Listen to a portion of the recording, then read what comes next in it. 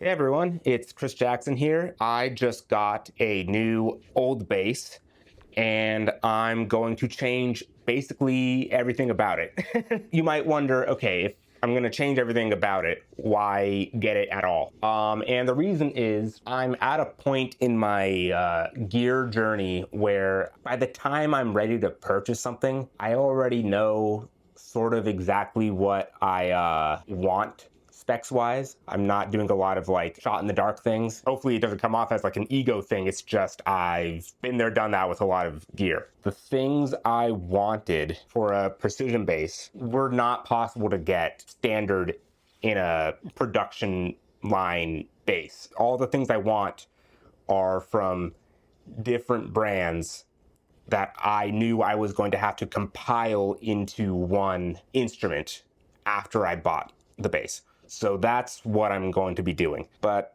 first of all, the bass that I got is an Aria professional bass.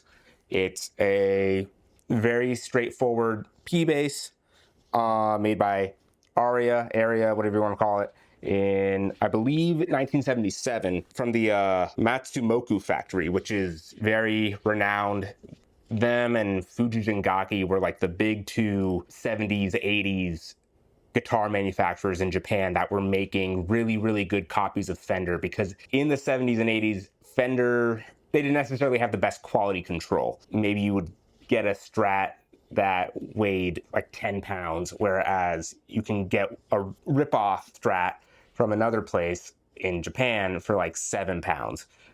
So they were just making things a little consistently better at that time. One of the things I was really strict about when looking for a precision bass was the weight, because that is the one thing that you can't really change. And I didn't want to get a bass that was any more than 8.5 pounds. This one is 8 pounds and 3 ounces. That's well within the range I want. That's a fairly light bass. And I definitely wanted a maple fretboard. I have no problem with rosewood fretboards on P basses. Just for this specific one in my arsenal, I wanted it to be maple. It just has a bit more of a rock, aggressive sound, for me at least. Other than that, I just wanted to be a simple one pickup precision. I didn't want a PJ or any other weird thing. I just wanted to be as straightforward as possible. So those were my only real requirements. Who made it? I didn't really care, but I did know that the vintage Japanese basses were quite good, especially from the Matsumoku factory. And this one popped up, and I was really between this and the Fender Player 2 precision bass. I was between those two. They were comparable in price, but I went with this one because I decided I wanted a vintage bass. Just because it's, it's been naturally aged, it's been lived through, it's gotten mojo. I also really liked the natural finish, but like a yellowish natural. That was really cool to me. This one showed up a few days ago. I went out of town as soon as I got it, so this is actually my first time ever plugging it in. I messed with it a bit before this, just feeling it, and it felt great, so that's awesome. It's all original, except the pickguard has been changed according to the seller, and the volume and tone pots were changed. Right now, they're mojo tone, and that didn't really bother me because I knew I was going to be changing those anyway. The other thing that I like about it is this body, I believe, is made of sen. A lot of people say it's made of ash, the vintage Arias. I'm pretty sure it's sen, which is very similar looking to ash, and I think it's sound-wise in the realm of alder and ash. I don't know much more about it than that, but I am quite certain this is sen. And the grain looks awesome. So that was a very attractive feature to me as well. So here's what it sounds like as is, with the strings it came with. I have no idea what it's going to sound like. Well, I know it's going to sound like a precision bass. But yeah, let's just see how it is right now.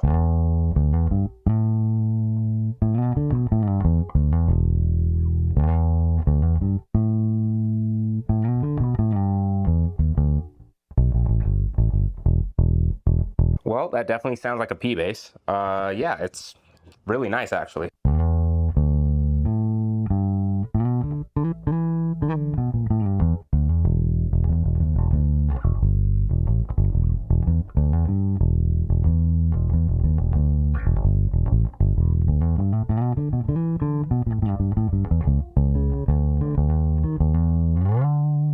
It's definitely got like the classic sort of woody tone that a P bass is known for.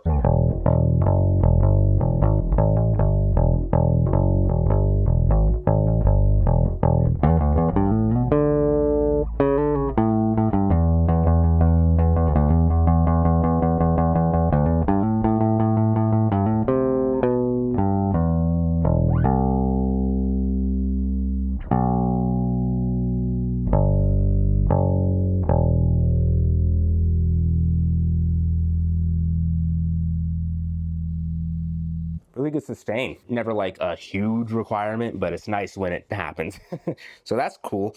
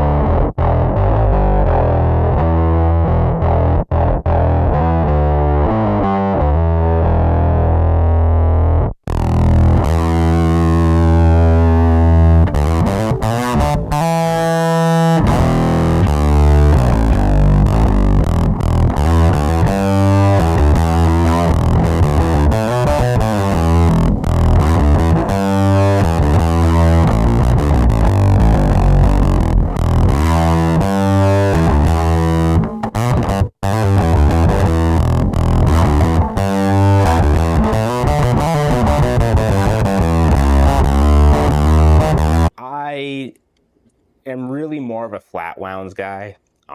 I can go on a whole tangent, but just I prefer the way they feel, usually prefer the way they sound for me, and I just find them easier to work with. And so I use round wounds so rarely these days that it like feels weird to play. So I'm obviously not trying to blame the bass for that. It's just a completely subjective thing on my end. The pickups sound awesome. I might save these, and if I end up keeping them out of this bass, I may put them in a future bass. I have this dream to eventually get like another type of precision bass that's rosewood, and I would like keep foam back here, and it would be more of like my like thumpy Motown old school bass, and I think this would work really well for that. But let me try it now in this configuration.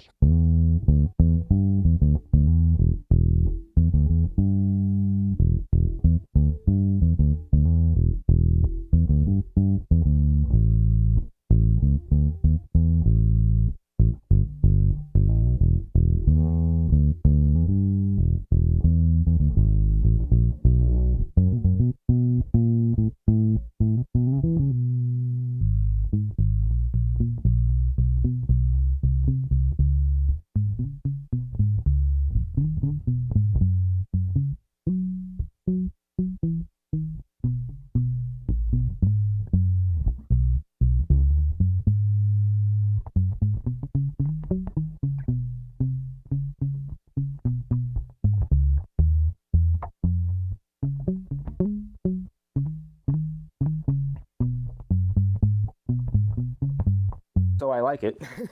I like it a lot as a bass. Like I said, I'm gonna change most things about it. Not because I think these things are bad. Again, it's just there's very specific things that I want spec-wise, and I would just not be able to find that at a reasonable price in a stock base. So next time you see me, I will have this all set up and customized to my liking, and we're going to see how that looks right now. I've got my bass all set up by Eric's Guitar Shop in Van Nuys. He does all my stuff, really fantastic. I changed basically everything about this bass. So let me kind of just show you what I did. Got a new pick guard. Obviously, this is just from some guy on Etsy. I'm gonna link all this stuff in the bio if you like the way anything looks or sounds, so you can find those things. But yeah, can't remember the name. I think it's Cardamom, I believe, from Etsy, and looks very cool. It's like a sort of minty thing, very vintage looking, looks very 70s, and I kind of wanted to keep the 70s spirit in this bass. I also got a new pickup. This is the Curtis Novak PB90. So it's a P bass pickup, but with P90 pole pieces. And it sounds like a P bass, but it's a bit more growly, has a bit more drive. Change the bridge. This is a Hipshot Kick-Ass bridge, which is basically just their version of the Leo Kwan Badass bridges that are no longer made, and they make an excellent clone of it. All of my bass bridges are Hipshot or Hipshot-like. When I do change them, I always find a Hipshot to replace it. Then I got new tone and volume pots. This is from Emerson. They make a like pre-wired tone volume input jack combination that you could just buy as one thing. The reason I went with them is I don't know a ton about tone and volume pots. I know like who makes good ones, but I recently found out that Mike Lowell on their basses use the Emerson pots. And if Mike Lowell uses it, it's good enough for me. So that's what I got there. And then new strings. These are the Labella Olinto flats, 47 to 107. I have these on almost all of my basses. It's my favorite strings for most things, is the Olinto flats. Well, I think I had this strap last time, the Native Sun strap, but I got strap locks. I took the lacquer finish off the back of the neck. I like the feel of a flat neck rather than one that's super heavy with lacquer. In the last video I was doing, I found it very annoying to play. So now it's a lot easier. I ended up not changing the frets. I asked Eric what his opinion was. He said he thinks they're fine. I can feel that they're like a little flat, but they don't seem to be affecting the sound or performance really at all. Maybe somewhere down the line I'll change them, but I did not find it necessary for right now. And then last thing is I changed the tuners. I got Hipshot tuners. I put a drop D on my E string. I like to do that on my fretted instruments, typically speaking. Disclaimer, I've played through this rig briefly just to make sure my levels were good, and I noticed that I needed to turn down my threshold on my compressor because these pickups are just hotter and they were just pushing the compressor more than I would want them to.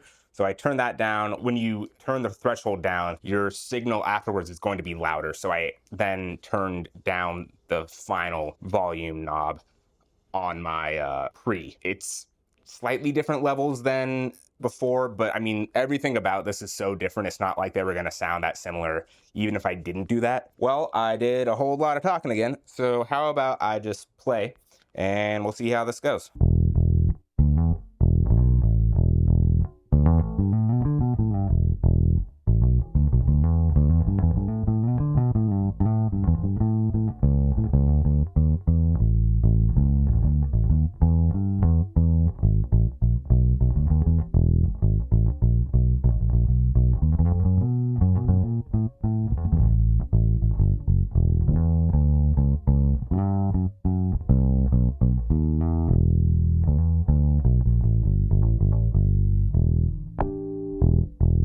That sounds awesome. Yeah, I find it a lot easier to play now with the lacquer being taken off with the flat wound strings being put on there. It just feels more natural to me. And also just the action being set up a little better, in my opinion. It wasn't crazy bad before, but now it's like super dialed.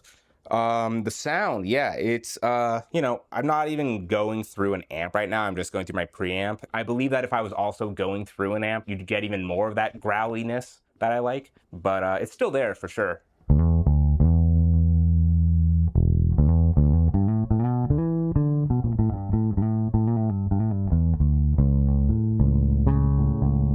And also just having flat wounds is gonna make it a little less growly as well, but that's fine. I don't need it to be like super aggressive. I just want the character there a bit more than it had previously. I'm gonna turn the tone knob down a bit.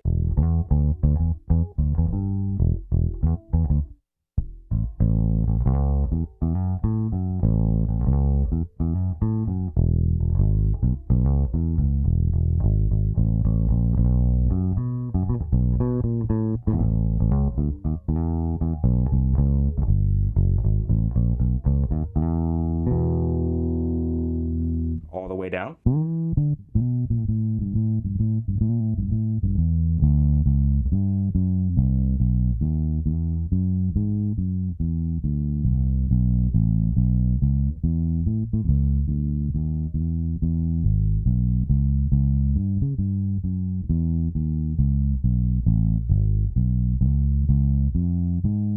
So yeah, you get this nice like woolly kind of sound with the tone knob turned all the way down. I feel like a lot of tone knobs, when you have it all the way down, it's not very usable. It's just so muddy and so dark, which I typically lean on the darker side these days. If it's so dark that like there's no definition and it just sounds completely dead, yeah, you just can't use it for most things. This one I feel like still has a life to it, even with the tone turned all the way down.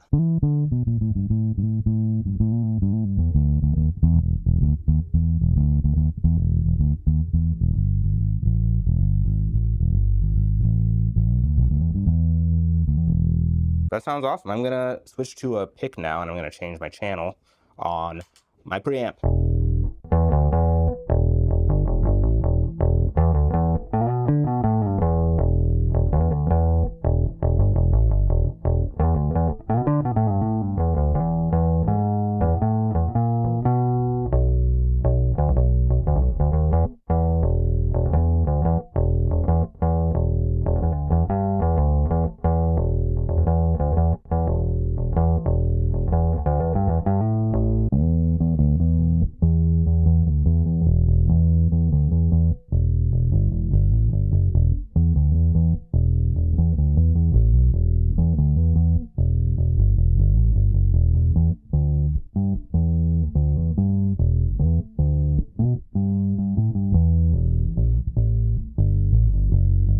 I actually really like it all the way down with a pick, so that's good. I'm gonna keep that, but I'm gonna switch to my other channel with the pick.